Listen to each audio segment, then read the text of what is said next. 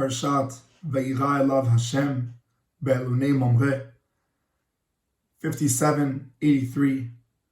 Yehi Ratzon L'limud Shvi L'refuat Kol HaCholim V'tocham Tanya Bat Hoda Margalit Yosef Yar Ben Aviv Chava Harav Sivan Ben Sima B'toch Kol Shar Cholei Israel. Again, it's so difficult in Sefer Breshit to choose what to speak about.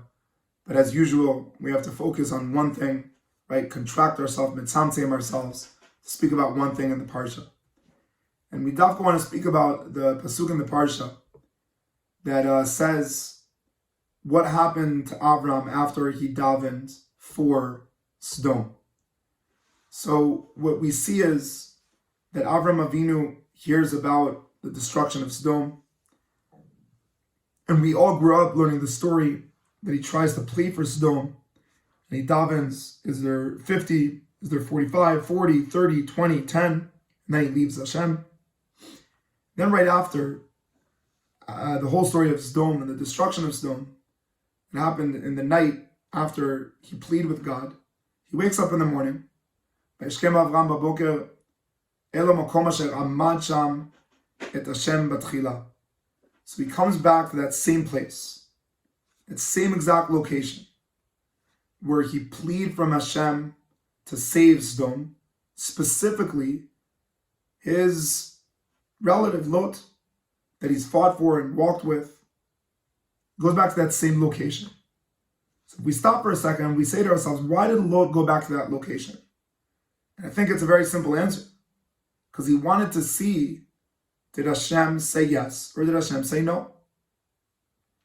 And it says, Vayar et kol eretz dom kivshana esh.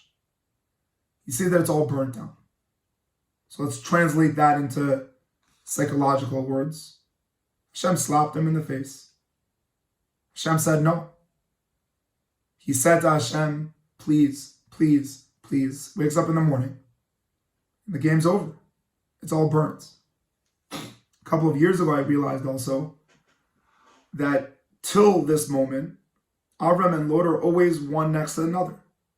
From that moment that he sees that all of Sodom is burnt, there is never another meeting point between Avram and Lot, which we could say that not only did he see that Sodom burnt, but he never even knew that Lot might have been saved. There was never, an experience where he saw like, oh, okay, Lot was saved. He never saw that, at least in the Pshat. So the Torah is yelling and saying a very strong sentence here. Avram Avinu comes to God and says, this is what I'm asking for. He wakes up in the morning to see the reaction, and he sees, according to what the image is, that everything is gone, and that Hashem totally ignored everything he said. But what's even more interesting is that if we open up Masechet Brachot, Daf Kavav Amud Bet, and it says there that Avram tiken tfillat shacharit. What pasuk do we use that he was mitaken tfillat shacharit, that he composed shacharit? It's this exact pasuk.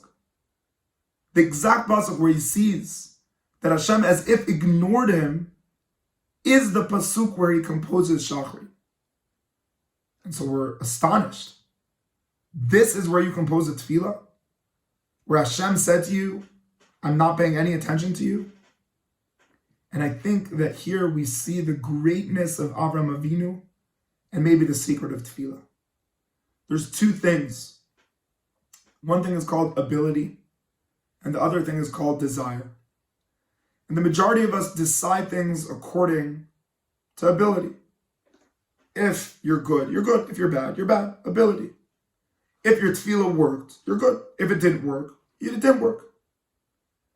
But Avram Avinu said, it's not the way it works in my books. And it's not the way that tefillah works. Yes, there's a room to analyze ability, what you can and what you can't do. But there's also another question. Do you know what you want?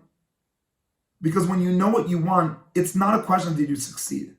Knowing what you want itself is a transformation. I don't know if a person that wants to make aliyah will make aliyah. But if they know that that's what they want, even if they never ever are able to, for many different reasons, it's going to transform all of their relationships and all of the way that they run their home. And I saw this with my own eyes with so many families that I met on Shlichut in Toronto that for very many reasons, for health reasons, for family reasons, could not make it to Israel. But they never thought that because they couldn't make it, it means they don't want it. They did. They wanted it. And you could see it in the pictures in their home, in the way that they ran their home, the way that they educated their children, the way that they raised their children. And that's what Avraham Avinu is saying is the essence of tefillah. Stop telling me what you can and can't do. Start telling me what you want to do and what you desire to do. And the bracha b'siyata d'ishmaya is that this can help us transform our lives and our perspective of tefillah. That tefillah is meant to really figure out the beauty of wanting something without the need for it to be exactly the success of what's going to happen. That in itself, innately, the desire, the will, and the ratzon have a goal within themselves. And this is like the sentence of Rabbeinu Rav Kook.